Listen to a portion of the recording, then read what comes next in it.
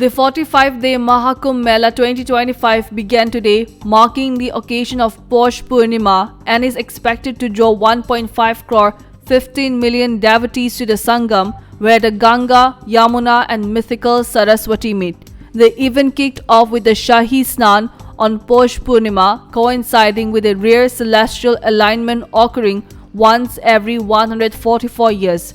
Key bathing rituals Shahi Snan are scheduled for January 14, Makar Sankranti, January 29, Moni Amavasya and February 3, Basant Panchami. The festival will conclude on February 26 with stringent security measures in place.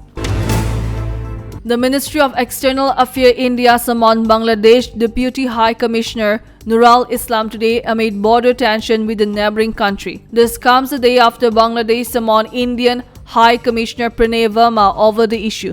Notably, BSF and Border Guard Bangladesh held a meeting following the latter's opposition to fencing in certain areas along the Indo-Bangla border.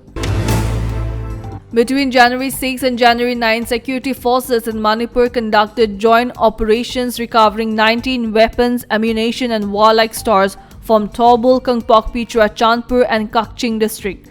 The operation, led by the Assam Rifles under the Indian Army's operational control and the Manipur police, targeted both hill and valley regions. A press release confirmed the successful recoveries amid ongoing ethnic strife in the state. Around 300 North Korean soldiers fighting in Russia's war against Ukraine have been killed, with an estimated 2,700 injured, according to South Korean lawmaker Lee Song-kyun, citing Seoul's National Intelligence Service (NIS). Lee reported that the troops from North Korea's elite storm corps have been ordered to commit suicide or self-detonate to avoid capture. The deployment has reportedly expanded to Russia's Kursk region. Memos found on deceased soldiers reveal pressure from the North Korean authorities to follow this directive.